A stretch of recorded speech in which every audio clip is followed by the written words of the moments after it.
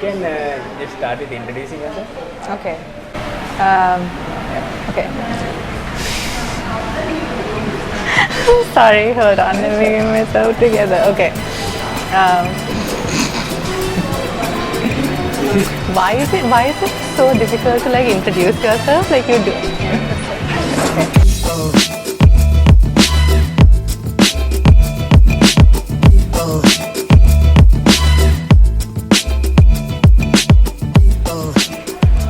Hello, my name is Sheshadri Kottearachchi. I am a communications coordinator and a former UN Youth Delegate representing Sri Lanka at the UN General Assembly.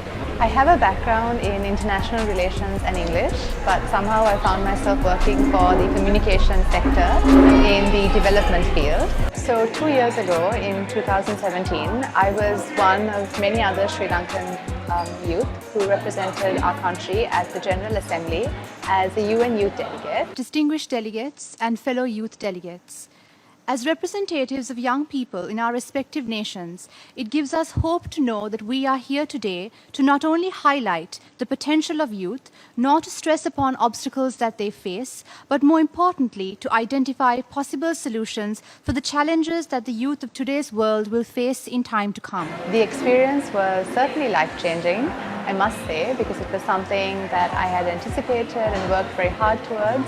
And once I finally found myself there at the UN headquarters in New York, I was absolutely blown away by how things work inside such a massive organization that arguably impacts a lot of the things that we do in today's connected world. Being the UN Youth Delegate opened up massive scope for me because during that year I was able to connect with lots of young people, lots of youth organizations as a trainer, a facilitator and a speaker. And I must say that I really enjoyed the experience coming back to Sri Lanka because I was able to connect with groups of people from across the island, understand their problems, help them find solutions and give them a little inspiration on how to be better young people that this country deserves. So the inevitable question is what my school career was like, and I have to say that it was very, very interesting. I did a little bit of everything, I have to say. I remember playing basketball at one point and then getting into debating and Model United Nations and drama and all that kind of thing. And it really helps you grow as a person when you're into the creative side of things, not just your academics. I won't say I was an exceptional student, but I did pretty well. But there were times where my teachers were just like, why is she never in class? Because I was always at a debate training or a drama rehearsal. I was able to converse with charm and vivacity for 6 hours straight, and never once mention eczema or bone cancer or vivisection. Try to emulate me, Lawrence Honey. Charm and vivacity, and charm and vivacity. So while I was in school, I was also the head girl. Which was a very interesting position to find myself in, especially at such a young age, because when you're 17 and 18, you're really just starting to discover yourself, and being given a role of leadership and responsibility at that age can be a bit difficult to deal with, especially when you're trying to figure things out and you're trying to get good grades, and you also have to make everyone else happy and be a role model to at least 5,000 other young girls. I did have a bit of a reputation for being a little strict when I was in school, but I must say that only fragments of that personality remain today. But yeah, it certainly did give me a taste of what it's like to be responsible and speak up for people, and yeah, thank you. I ordered something that's not coffee. Nice. Very out of character. Very out of character. Something that all of us experience as students in Sri Lanka is academics play a huge role in shaping who we turn out to be in the future. And we're almost always told to go according to a certain route. And it's historically been the lawyer, doctor, accountant, that sort of thing. Not that there's anything wrong with that, but I remember as a young child I was so influenced by this necessity to become a doctor, that I kind of gravitated towards studying biology, chemistry and physics. Along the way I discovered that although I was fascinated by the science and everything there is to learn in the field of medicine, it wasn't really my calling, and I slowly became disinterested. I'm very lucky to have a family and friends and people who supported me during that time, because I was kind of on the fence about what I wanted to do. I realized that I loved languages and I ended up in that field studying French and literature. And I gave up years and years of preparing to become someone in the medical field. I don't regret it, but I certainly see it as a life lesson, because you really have to choose to do what you are passionate about and what you are good at doing. Because in 20, 30 years, you're going to wake up one morning and think, did I really choose the right thing?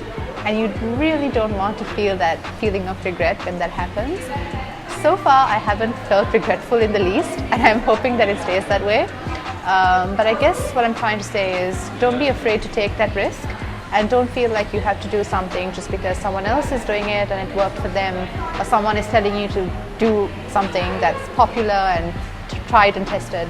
So stick to your gut instinct and do what feels right for you, and you'll wake up every day happily going to work and working for something that you are passionate about. And I think that's what really matters.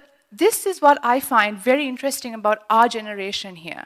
The fact that when we get together, us young people, we can really spark a true difference, which is something we don't really realize. You know, in between all those cat memes and occasional trolling and selfies and feeling happy with 50 other people, we forget that we actually have the potential to make significant change.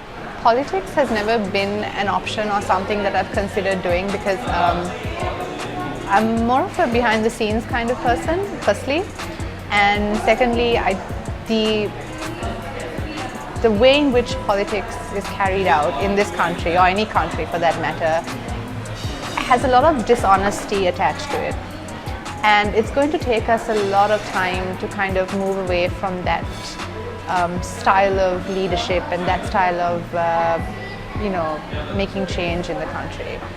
It's very demotivating, and I understand that when young people shy away from politics, we aren't exactly helping the situation either. But I'd rather focus on creating change on a grassroots level, on a ground level, within communities, and help people amass an understanding and an intellect that will in turn help them identify better political leaders. Because I think that's what we need as well. We need people to understand that politicians and the media are not always as they seem. And if we don't take on the responsibility to make educated decisions on who we want ruling us, we're going to suffer in the end.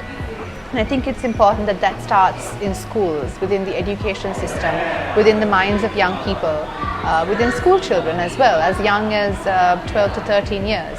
So then we can have smarter, better voters. As for me entering politics, I don't think so. But I know I will do as much as I can to enhance political awareness in whatever way possible. You really can't predict what you'll end up doing in a couple of years. I have an idea of what I want to do in the future, but I know that it can change today, tomorrow, in 6 months' time. So whenever someone asks me, what are your plans? This sounds a bit cheesy and a bit cliched, but I always end up saying, I hope I'm doing something that makes me happy. And I hope that I'm doing something that's worthwhile for other people as well. So in terms of my job and my professional life, I see myself working where I am for a significant amount of time. In terms of my personal life, I've been collecting a lot of writing. I'm a closeted writer, so to speak. I used to publish quite a bit when I was younger, but time and responsibility and adulting has taken over, so I haven't really given my writing a lot of attention. But I have been collecting some work, so hopefully within the next 2 to 3 years I'll see them published, and I hope people enjoy reading it. And also I hope I create a lot of art, because I used to be quite an avid painter as a child.